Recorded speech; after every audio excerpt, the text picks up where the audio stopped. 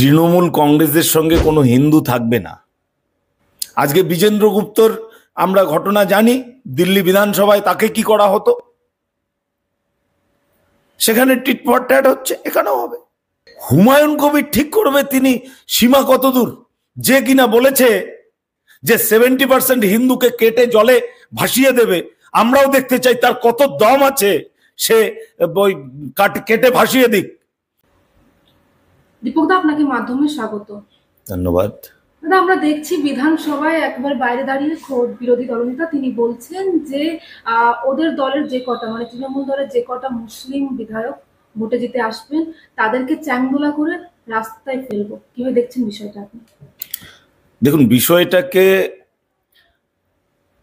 যেভাবে বলেছেন সেভাবে সঠিক উপস্থাপন হচ্ছে না। তিনি যেটা বলেছেন 2026-এ তৃণমূল কংগ্রেসের সঙ্গে কোনো হিন্দু থাকবে না, যে কটা জিতবে সেটা মুসলিম এলাকা থেকে মুসলিম বিধায়কই জিতবে। আজকে বিনা কারণে যেভাবে বিধানসভার ভিতরে বিরোধীদের কণ্ঠ রোধ করা হচ্ছে, বিরোধী দলনেতাকে সাসপেন্ড করা হয়েছে এবং বিরোধী পক্ষের যারা সেখানে ভালো বক্তব্য রাখে তাদেরকে মার্শাল দিয়ে অধ্যক্ষ মহোদয় বের করে দিচ্ছেন। তো এর মধ্য দিয়ে তিনি গণতন্ত্রের কণ্ঠরোধ করা হচ্ছে। তো এটাই যদি চলতে থাকে তাহলে 2026-এর পরে ভারতীয় জনতা পার্টি যখন ক্ষমতায় আসবে তখন এর প্রত্যুত্তর তারা পাবে, সেটা তিনি বলেছেন। একদম যথার্থ বলেছেন। আজকে বিজেন্দ্র গুপ্তর আমরা ঘটনা জানি, দিল্লি বিধানসভায় তাকে কি করা হতো, সেখানে টিট ফর ট্যাট হচ্ছে, এখানেও হবে। দেখতে পাচ্ছি এই মন্তব্যের পর ফিরহাদ হাকিম তিনি বলছেন বিরোধী দলনেতার উদ্দেশ্যে যে একটা রাস্তার কেওড়া কি বললো তার জবাব দেওয়ার মতো মনোবৃত্তি আমার নেই। ওরা চায় যে ডিভিশনাল পলিটিক্স, মানে বাংলায় ডিভিশনাল পলিটিক্স হবে না, বাংলা কাজী নজরুল ইসলাম এবং রবীন্দ্রনাথকে নিয়ে বাংলা।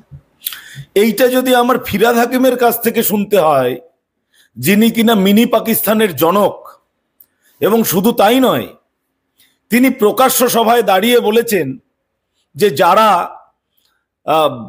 মুসলিম ঘরে জন্মগ্রহণ করেনি তারা সব অভাগা, তারা দুর্ভাগ্য তাদের, এবং তিনি দাওয়াতে ইসলাম দেন। তার কাছ থেকে আমার ধর্মনিরপেক্ষতার বাণী শুনতে হবে? এর চেয়ে দুর্ভাগ্য আর লজ্জার কিছু নেই পশ্চিমবঙ্গে। তিনি এখনো কি করে মন্ত্রী আছেন সেটা মাননীয় মুখ্যমন্ত্রীকে তার জবাব দিতে হবে। পশ্চিমবঙ্গের মানুষের সামনে তাকে তুলে ধরতে হবে যে ফিরহাদ হাকিম, যিনি সংবিধানের শপথ নিয়েছেন, তিনি কি পূর্ণকালীন মন্ত্রী নাকি তিনি অর্ধকালীন মন্ত্রী? তিনি বিধানসভার ভিতরে মন্ত্রী, বাইরে তিনি মন্ত্রী নন। বাইরে তার কথাবার্তা কি সংবিধান বিরোধী কথাবার্তা চলতে পারে? এর জবাব মাননীয় মুখ্যমন্ত্রীকে দিতে হবে। আপনাদের দিকে আঙুল তুলে বলছেন যে ডিভিশনাল পলিটিক্স আপনারা করছেন। ডিভিশনাল পলিটিক্স বিজেপি করে না। বিজেপি সবসময় ভারতীয়দের পক্ষে, দেশের পক্ষে, এবং যারা দেশকে মা বলে সম্বোধন করে, যারা দেশকে মাতৃভূমি বলে জানে, বিজেপি সবসময়ই তাদের পক্ষে। আর দেশকে যারা টুকরো করতে চায়, দেশের ভিতরে যারা পাকিস্তান বানাতে চায়, দেশকে যারা পাকিস্তান হিসেবে দেখতে চায়, দেশকে যারা ইসলামিক কান্ট্রি হিসেবে দেখতে চায়, বিজেপি তাদের বিরুদ্ধে ছিল, আছে, থাকবে। আমরা দেখছি অন্যদিকে এই মন্তব্যের পর একেবারে হুমায়ুন কবির, তৃণমূল বিধায়ক, তিনি বলছেন যে শুভেন্দু অধিকারী বিরোধী দলনেতা, ওর সীমা লঙ্ঘন করা মোটেই উচিত নয়। হুমায়ুন কবির ঠিক করবে তিনি সীমা কতদূর, যে কিনা বলেছে যে 70% হিন্দুকে কেটে জলে ভাসিয়ে দেবে। আমরাও দেখতে চাই তার কত দম আছে, সে ওই কেটে ভাসিয়ে দিক। পুলিশ একটু ঠিক হয়ে যাক, ব্যবস্থা নিয়ে নেবে সাধারণ মানুষ। বিজেপির কিছু করতে হবে না, সাধারণ হিন্দুরাই ওর ব্যবস্থা নিয়ে নেবে। উল্টে উনি বলছেন আমি শুভেন্দু অধিকারীকে 72 ঘন্টা সময় দিচ্ছি, এই সময়ের মধ্যে বক্তব্য প্রত্যাহার না করলে 42 জন বিধায়ক আপনাকে বুঝে নেবে, হুঙ্কার দিচ্ছেন। বুঝে নিক, তার 42 জন বিধায়ক যদি বুঝে নেয়। আমরা গণতান্ত্রিক প্রক্রিয়ায় বিশ্বাস করি, সাধারণ মানুষ হুমায়ুন কবিরদের বুঝে নেবে। পশ্চিমবঙ্গের মানুষ হুমায়ুন কবিরদের বুঝে নেওয়ার জন্য প্রস্তুত হয়ে আছে। কিন্তু 72 ঘন্টা সময়সীমা বেঁধে দেন। হ্যাঁ, 72 ঘন্টার পরে দেখা যাবে কি করে, সাধারণ মানুষ সেটা বুঝে নেবে, চিন্তার কোনো কারণ নেই। এই বিষয়টাকে আপনি কিভাবে দেখছেন, যে এই পুরো বিষয়টাকে? এটা চলছে দীর্ঘ তোষণ রাজনীতির ফলে তারা ধরাকে সরাগান করে ফেলেছে এবং যার জন্য তারা অনেক বেশি লাফাচ্ছে। তাদের লাফানো বন্ধ হয়ে যাবে, সাধারণ মানুষ এটা ঠিক করে নিয়েছেন এবং 2026 সালে গণতান্ত্রিক পদ্ধতিতে তাদেরকে এই বিধানসভার বাইরে ছুঁড়ে ফেলে দিয়ে এর বদলা সাধারণ মানুষ নেবেন।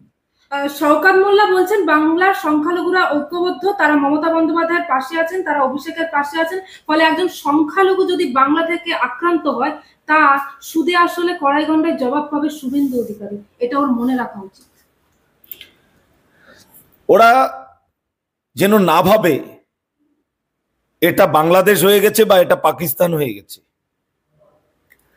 ভারতীয় সংবিধান সকলকে সমান অধিকার দিয়েছে, কিন্তু পশ্চিমবঙ্গে তোষণ রাজনীতির ফলে পশ্চিমবঙ্গে সংখ্যালঘুরা তারা প্রথম শ্রেণীর নাগরিকত্বের মর্যাদা পাচ্ছে, কিন্তু ভারতীয় জনতা পার্টি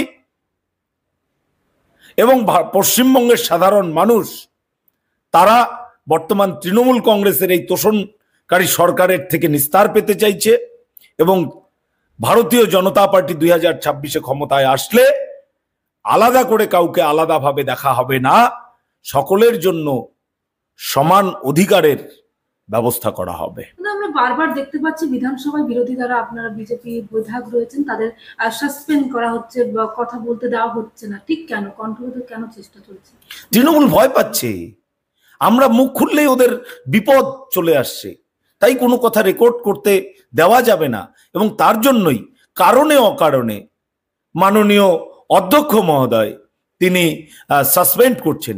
তারা বলছে খেলা হবে, কিন্তু খেলায় তারা বিরোধী দলের প্লেয়ারদের রাখতে চান না এবং রেফারিও তারা ম্যানেজ করেন এবং যার জন্য অধ্যক্ষ মহোদয় যখন তখন আমাদের সাসপেন্ড করে দিচ্ছেন।